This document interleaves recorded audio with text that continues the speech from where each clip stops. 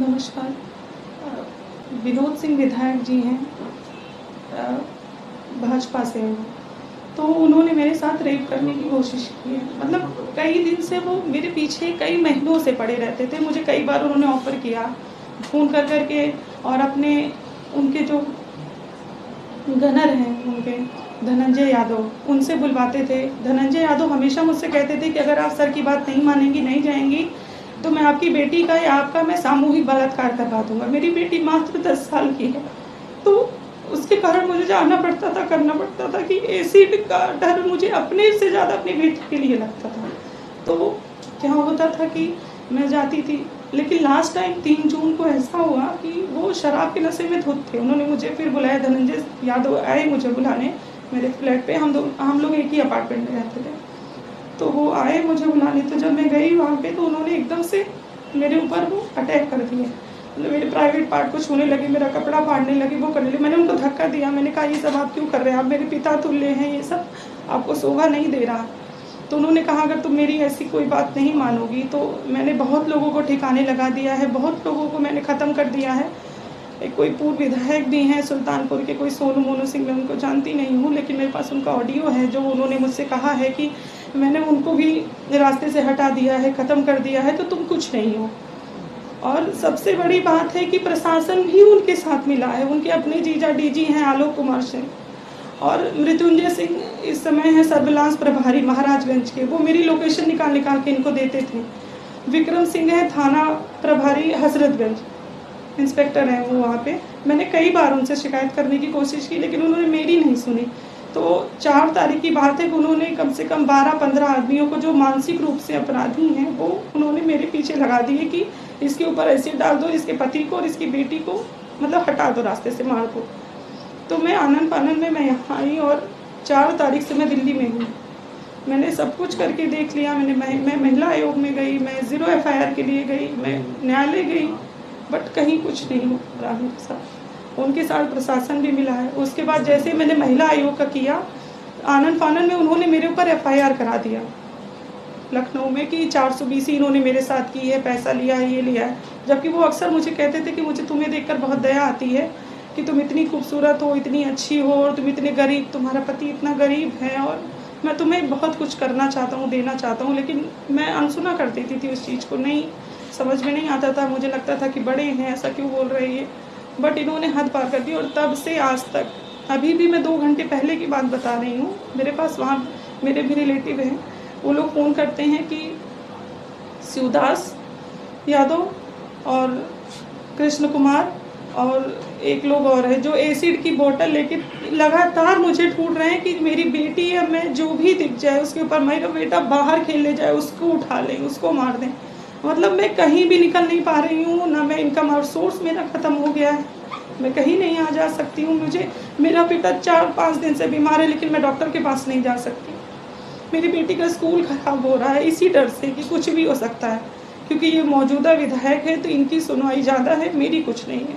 प्रशासन इनके साथ। ये विधायक कहाँ की है? ये सदर सुल्तानपुर के। क्या नाम है पूरा? विनोद सिंह। किस पार्टी से हैं? भाजपा। कैसे संपर्क में आए थे आप? संपर्क में नहीं आए थे हम। हमारा अपार्टमेंट एक ही था, वो 4th पे थे, और लिफ्ट में कई बार आना जाना। कहाँ पर? लखनऊ? हाँ, लखनऊ में हजरतगंज में।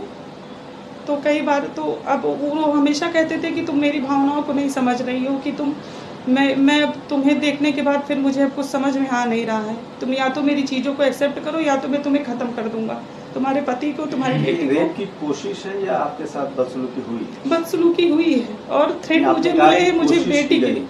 हाँ, आपने कहा कोशिश, मतलब आपके साथ रेप जैसी घटना वारदात हुई है? 3 तारीख को, 3 जून को रात में 10:30 बजे, जब इन्होंने मुझे अपने गनर से कह के बुलवाया था कि आप नीचे आइए, कुछ बात करनी है, ज़रूरी बात करनी है, आप चलिए। तो फिर मैं गई थी। तो उस दिन की बात है कि शराब के नशे में धुत थे, और ये एकदम से मेरे ऊपर आके मुझे सोफे पे ढकेल के मेरे प्राइवेट पार्ट को छूना शुरू किया। फिर मैंने इनको धक्का दिया, फिर वहाँ से मैं किसी तरह बाहर आई, और दरवाजे के बाहर धनंजय यादव इंतज़ार कर रहे थे, रखवाली कर रहे थे।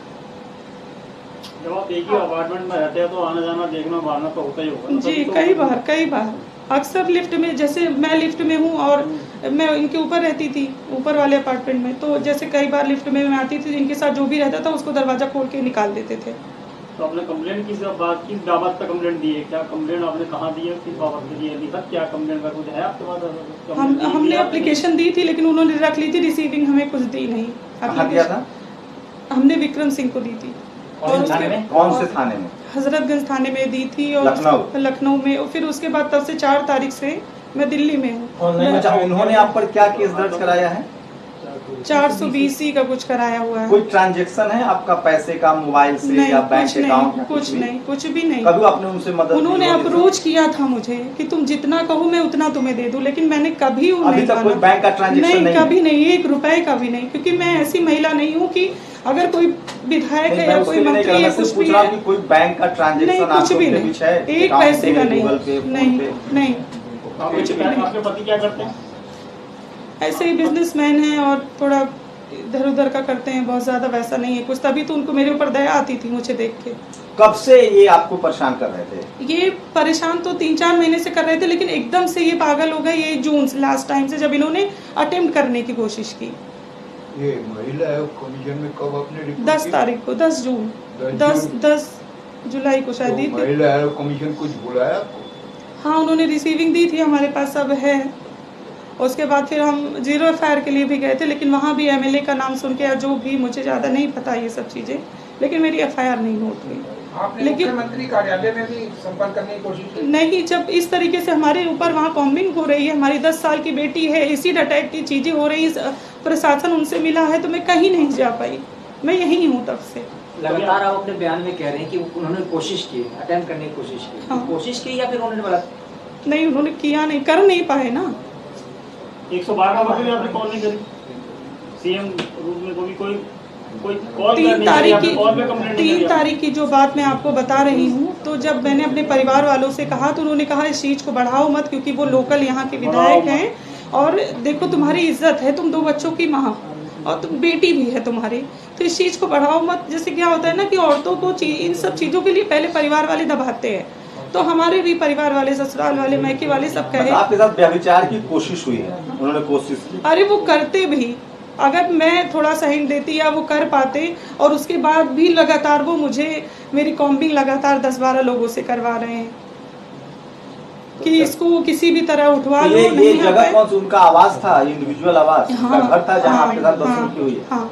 कौन कौन था उस समय कुछ बाहर जिनको आपने देखा हो? धनंजय यादव, उनके गनर जो हैं वो भी थे उस समय, लेकिन उनको इन्होंने डांट के बाहर कर दिया कि तुम बाहर जाओ, बाहर बैठो। तो बहुत से लोग होते, पूरा अपार्टमेंट होता है। 10 बजे 10:30 बजे रात में आदमी सो रहा होता है, कौन बाहर खड़ा रहेगा? तो 4 जुलाई से आप और आपके पति बच्चे सब यहाँ पे है, हमारा सब कुछ खत्म हो गया, इनकम ऑफ सोर्स खत्म हो गया, हमारी बेटी का स्कूल, सब कुछ जिंदगी इसने बर्बाद कर दी है। उस घटना के बाद फिर से कोशिश हुई है, कोई बातचीत हुई उस तरह? उसके बाद लगातार मेरी कॉम्बिंग हो रही है। हमारे भी वहाँ पे कई लोग हैं, जानने वाले रिश्तेदार हैं, या हमारे भी कुछ लोग ऐसे हैं जो हमें बता रहे हैं कि इतने लोग हैं, हमारे पास पूरी लिस्ट है जितने लोग हैं, उसमें कुछ इमिलिया के भी हैं, कुछ जौनपुर के हैं, सब मानसिक रूप से अपराधी हैं। इस वारदात के बाद आपने एप्लीकेशन दिया थाने में, ये जो आप कह रहे हैं? हाँ।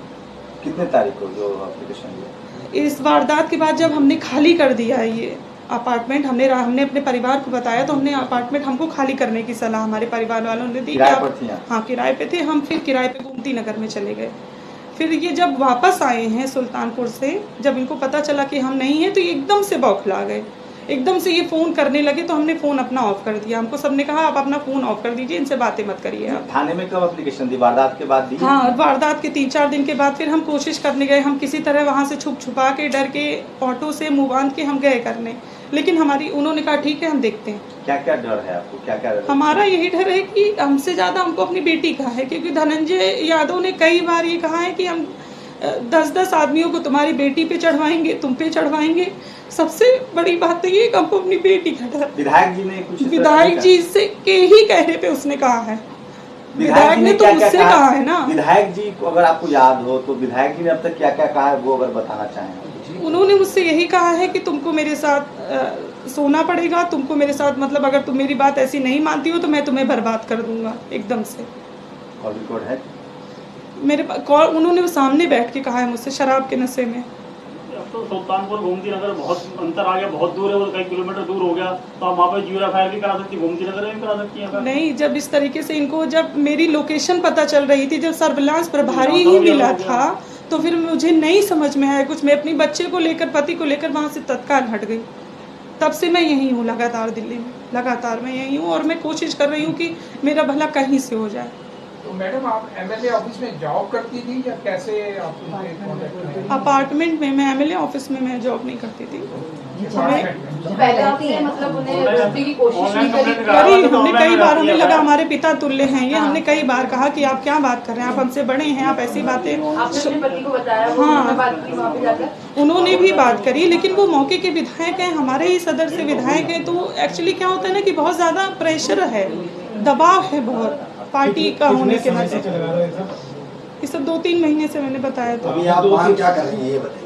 हमारी यही मांग है कि हमारी FIR इनके खिलाफ नोट की जाए। इनको ये है कि ये बीजेपी के MLA होने के नाते इनको पूरा लाइसेंस है कि किसी भी औरत के साथ, किसी भी बेटी के साथ, चाहे वो नाबालिग हो बालिग हो, इनको पूरा लाइसेंस है कुछ भी करने का, और प्रशासन भी इनके साथ मिला है, हमारी कहीं सुनवाई नहीं आप कह रहे है। किसी भी के साथ, मतलब कोई और भी पीड़ित आपसे संपर्क में है जिसने आपको बताया हो कि मेरे साथ कुछ हुआ? परिवार वालों ने कई बार बताया है कि जैसे इनके जो अनिल सिंह हैं, इनके जो मैनेजर हैं वहाँ पे, वो इनको लड़की यहाँ सप्लाई करते हैं, जो जिनके ऊपर इनका दिल आ जाता है, वो मतलब पूरा कोशिश करते हैं कि वो इनके सामने जाए, पेश हो या जो भी हो।